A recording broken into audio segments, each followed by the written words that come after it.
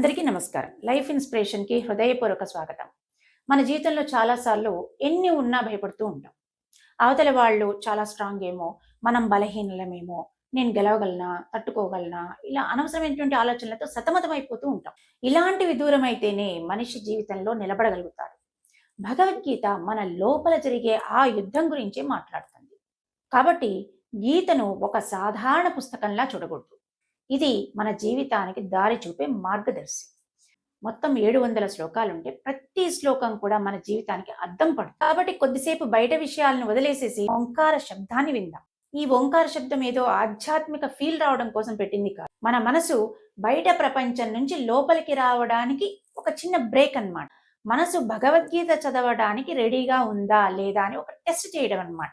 మనసు రెడీగా ఉంది అంటే ఇక శ్లోకం చెప్తే అది చెవుల్లోకి చేరడమే కాదు హృదయంలో నిలబడుతుంది అని నమ్మొచ్చు. దీనికి అంత ఇంపార్టెన్స్ ఉంది కాబట్టి మనం ఈ ఓంకార శబ్దాన్ని పెట్టడం జరిగింది. ఇక శంఖానాదం మన అలసటని, నిద్రమత్తును తొలగిస్తుంది, మనని అలర్ట్ చేస్తుంది. అదే శ్లోకం వినటానికి సరైనటువంటి స్థితి అన్నమాట. కాబట్టి ముందుగా ఓంకార శబ్దాన్ని, తర్వాత శంఖానాదాన్ని విందాం.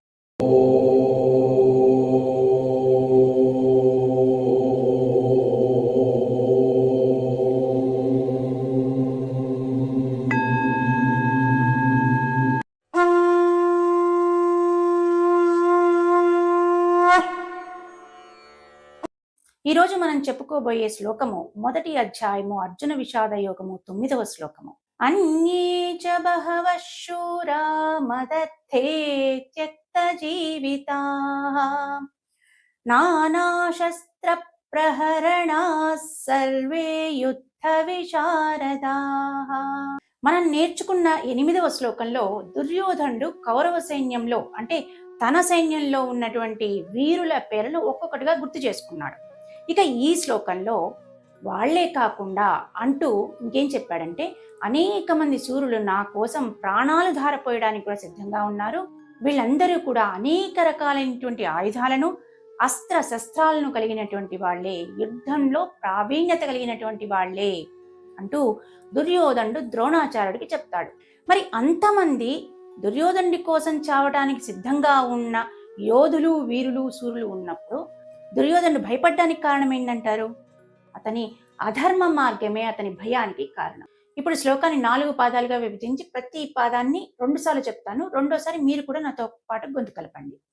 అన్యే చ బహవః శూరా, అన్యే చ బహవః శూరా మదర్థే త్యక్త జీవితాః మదర్థే త్యక్త జీవితాః నానాశస్త్ర ప్రహరణాః నానాశస్త్ర ప్రహరణాః నానాశస్త్ర ప్రహరణాః. శస్త్రప్ అని అనడానికి కారణం ఏంటంటే ప్ర అనేది సంయుక్తాక్షరం కాబట్టి దాని ముందు అక్షరం పైన ఆఘాతం పడుతుంది కాబట్టి శస్త్రప్ అని చదువుతాం. శస్త్ర ప్రహరణాః సర్వే యుద్ధ విశారదాః సర్వే యుద్ధ విశారదాః. ఇప్పుడు 2 పదాలను కలిపి 2 సార్లు చెప్తాను. రెండోసారి మీరు కూడా నాతో పాటు పలకండి. అన్యే చ బహవః శూరా మదర్థే త్యక్త జీవితాః అన్యే చ బహవః శూరా మదర్థే త్యక్త జీవితాః నానాశస్త్ర ప్రహరణాః సర్వే యుద్ధ విశారదాః నానాశస్త్ర ప్రహరణాః సర్వే యుద్ధ విశారదాః.